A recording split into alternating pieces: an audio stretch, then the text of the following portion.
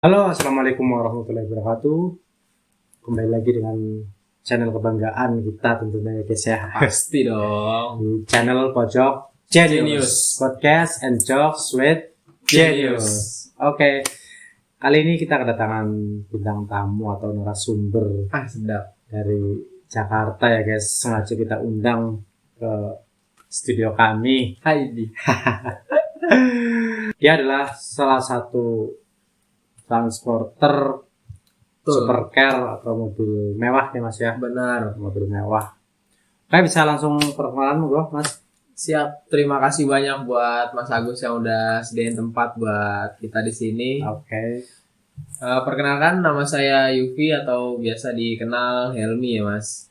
Saya salah satu transporter supercar yang ada di Indonesia, tepatnya di Jakarta. Oke. Untuk pengalaman sendiri mas, pengalaman pengiriman itu ke mana aja ya mas ya? Kalau untuk pengiriman sih, untuk saat ini kita alhamdulillah udah se-Indonesia Mas. Wow, Indonesia guys. Kita paling jauh paling ke Purworejo. Nah mas sendiri umuran berapa mas bisa udah ngelola Buana ke seluruh Indonesia mas? Kebetulan saya sih kalender baru habis 26 karena kelahiran 95 Mas. Iya ya. Awal mula milih pekerjaan transporter itu gimana mas? Kok bisa milih? Kan resikonya sangat besar. Betul. Kalau awal mulanya sih saya karena dari kecil senang mobil besar sih ya Mas ya. Senang mobil besar, senang mobil, Iya. senang mesin. Dan kebetulan ya selepas sekolah kerja saya nggak jauh dari mesin. Mulai dari bikin mesin dan sampai akhirnya mulai dari tahun 2014 itu jatuh ke dunia transporter dah. Dunia transporter ini. Jadi memang udah seneng ya mas ya? Iya sih. Seneng dengan dunia otomotif. Bener ya. banget. Dunia Udah otomotif jadi passionnya. dan seneng kerja lapang ya mas. Bener ya? banget Mas. Oke.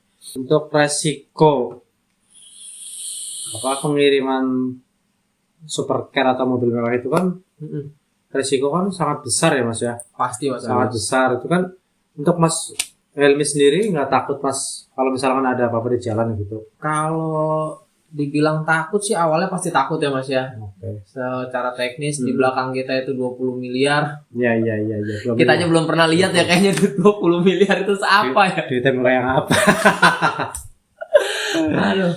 Oke. Pasti awalnya sih takut Mas. Cuman makin kesini karena udah terbiasa mungkin lebih ke hati-hati sih ya Mas ya. Kalau untuk pengiriman itu mas, itu kan mobil mewah ya mas. Betul. Itu misalkan ada crash ataupun lecet, itu yang tanggung jawab itu siapa mas? Kalau untuk itu Mas, biasanya sih kita ke customer untuk long trip gitu ya Mas ya, untuk perjalanan jauh. Kita info ke customer untuk lebih amannya itu, lebih safe-nya itu pakai asuransi Mas. Jadi kalaupun amit-amit ada apa-apa, itu nanti yang cover si asuransinya. Berarti memang ada persetujuan dari awal ya mas sebelum pengiriman itu ya. Itu rata-rata yang beli mobil mewah itu rata-rata pejabat atau pengusaha mas? Kalau pejabat malah kayaknya nanti bakal dikejar KPK ya. Iya. Kayaknya lebih banyak pengusaha sih mas, pengusaha. Uangnya seberapa ya mas ya? Itu ya. Ditukar channel kayaknya bisa buat kolam renang. Itu mas Sufi sendiri pernah nggak mas ngalamin lagi bawa muatan terus mobil lecet atau pernah crash itu? Pernah nggak itu mas? Kalau untuk crash sih mungkin kalau pas saat di jalan enggak. Waktu selesai turun unit dan mau masukin ke rumah customernya itu yang pernah. Kayak gitu crash. Itu kejadiannya gimana mas? Itu saat itu unit punya salah satu anggota DPR kita yang rumahnya itu di gang sempit lah ya. Saat itu si pengawal ini miskomunikasi sama pengawal yang di belakang. Jadi waktu saya mau masukin, kebetulan unitnya waktu itu Ferrari 458 GTB terbaru waktu itu. Seharga berapa itu mas? Itu 458 GTB itu 15,5 M mas. Wow, 15,5 M, gila. Itu set scriptnya itu habis baru dilaminating. Laminating cat-catnya ngelotok udah itu. Kena tembok Ya. Dari situ. Cuman karena saat itu memang itu bukan pure kesalahannya saya, dalam artian di sana itu ada pengawalnya depan dan belakang. Nah, mereka yang miskomunikasi, jadi mereka ngasih arahan ke saya. Karena salah arahan dari mereka, terjadilah si unit ini nempel ke si beton. Makanya dari sana crashnya, dan alhamdulillahnya si customernya ini ngertiin kalau itu bukan salahnya dari kita si transporternya. Jadi masih dikasih maklum ya Mas. Betul, alhamdulillahnya di sana. Itu kan teknis tentang barang ya Mas ya. Betul. Kalau untuk perjalanan sendiri Mas, kalau kita yang sering denger itu kan di daerah Sumatera ya Mas ya. Daerah Sumatera itu kan kita sering banget denger kalau di daerah Sumatera itu memang rawan gitu. Betul. Emang bener rawan apa memang cuma wacana doang Mas? Kalau untuk Sumatera harus diakui memang ya bener sih Mas. Asli memang kalau di Sumatera itu memang rawan Mas. Oh, rawan apa Mas? Begal atau rawan? Kalau di Sumatera itu jadi sama sih Mas kayak di Pulau Jawa ya. Sumatera itu kebagi jadi 3 lane. Ya. Yang pojok kalau dari Lampung itu kita ke arah selatan itu namanya si pesisir barat. Ya. Kalau tengah-tengah itu lintas tengah, paling pinggir itu lintas timur. Kalau kita lewat di lintas barat itu rawannya binatang liar seperti babi, macan, atau beruk yang hampir segede anak bayi umur 2 tahun. Itu monyetnya segede gitu. Gila. Kalau kita lintasnya yang tengah atau timur, itu setan kepala hitam Mas, alias begal Mas. Begal ya. Iya. Itu kalau misalnya begal itu Mas, memang setiap jam atau ada jam-jam tertentu Mas? Kalau untuk dari begal sih biasanya gini Mas, jadi ada wilayah-wilayah tertentu Mas. Di wilayah-wilayah tertentu itu pun mereka biasa kalau yang begal ya Mas ya. Kalau yang begal itu biasa mereka itu melancarin aksinya mereka biasanya mulai dari sekitaran habis maghrib sampai sekitar jam 3 pagi sampai orang mau sholat subuh itu Mas, orang jam pasar. Kalau misalkan lewat jalur sana emang harus tahu jadwal ya Mas. Bener banget Mas Agus. Kalau bisa teman-teman sobat Jenny yang mau lewat sana ya, kalau bisa di mapping dulu ya. Dari sini ke sini sekiranya berapa jam, jangan sampai kita telat jam, kita nanti kejebak di tempat, kan kebetulan Sumatera itu masih sama kayak Sulawesi Mas, banyak hutan masih. Kita kejebak di tengah hutan malam, dan pasokan BBM di sana juga nggak segampang di Pulau Jawa. Takutnya kita udah kehabisan BBM, kita kejebak di hutan malam, waduh itu dah. Berarti kalau misalkan lewat situ memang harus benar-benar siap ya Mas, siap mental, siap mental orangnya, kendaraannya Mas ya. Harus dicek semuanya ya Mas ya.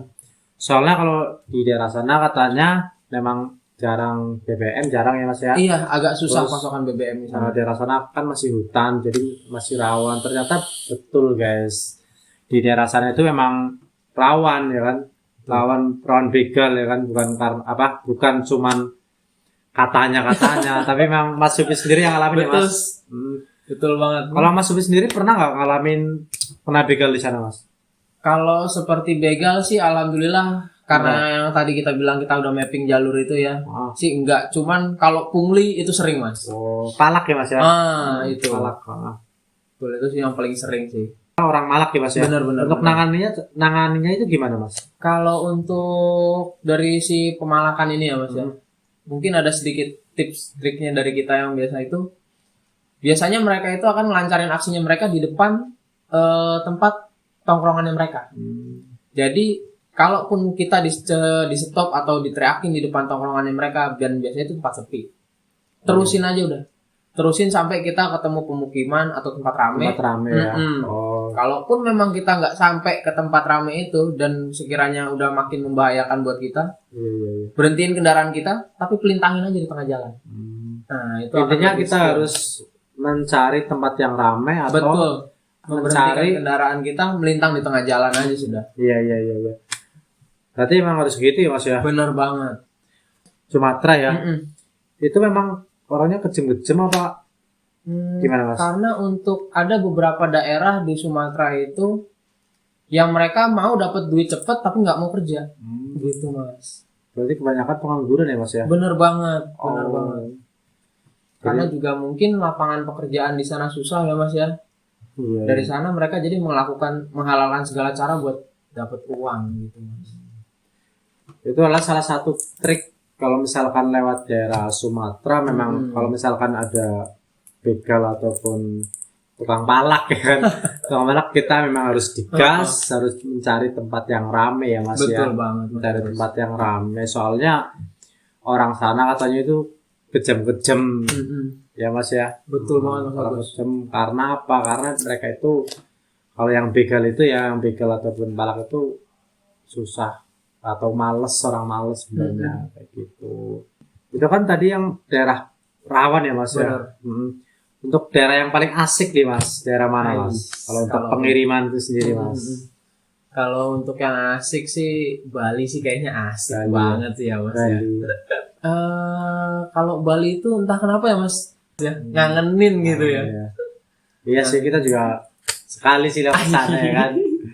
Ternyata memang luar biasa.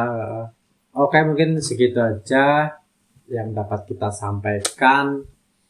Dan terima kasih buat Mas Yupi yang udah